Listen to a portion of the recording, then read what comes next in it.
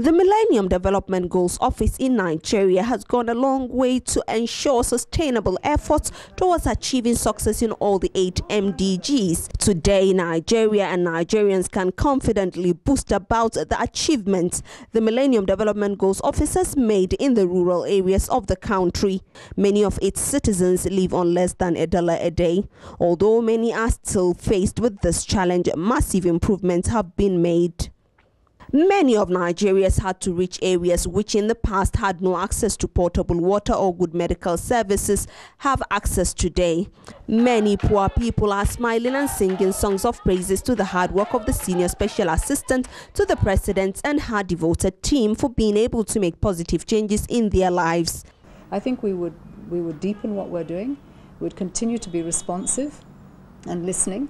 I think what has also been a great challenge but has reinforced what we do is a better collaboration between the MDAs within themselves, and for us to have a tighter relationship with the overall planning, so that one sees that you can measure more clearly some of the things that we've done. I mean, we've seen the measurement of what happened with polio and what happened with maternal mortality rates dropping, but we would like to see it more in line with how we've bettered lives of Nigerians within the poverty agenda, for instance, access to water, etc.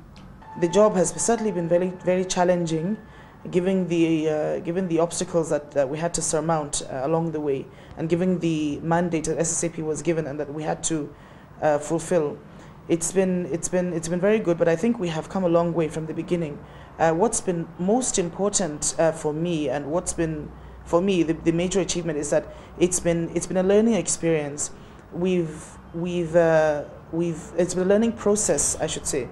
What we've been able to do is we've come to the point where we've been able to respond very quickly to the challenges that came at us along the way of the MDG process. It hasn't been easy, given that achieving the MDGs is very, very largely a collective responsibility.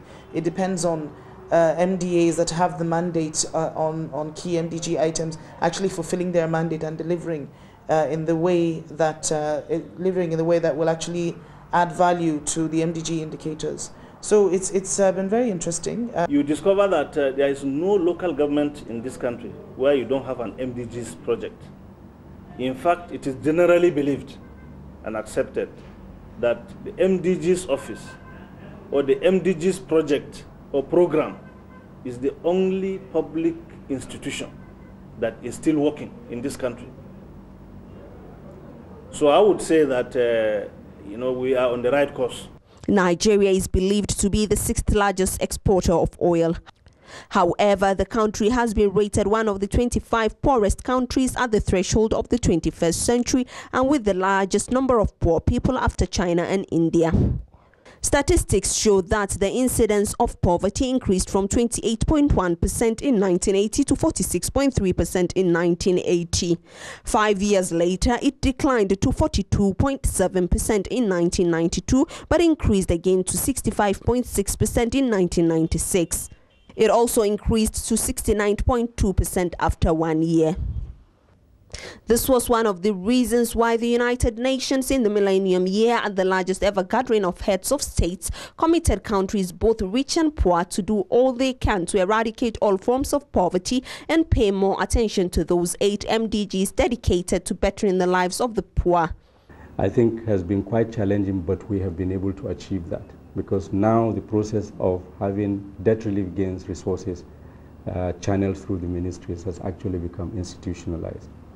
As the race towards the MDGs draws closer, developing countries are strengthening their performance towards the attainment of the Millennium Development Goals. This year's Global Monitoring Report on improving the odds of achieving the goals delves into country performance and reveals a diverse and hopeful picture. It was revealed in the report that among developing countries that are falling short on the Millennium Development Goals, half are close to becoming on track. With improved policies and faster growth, these countries can still achieve their targets in 2015.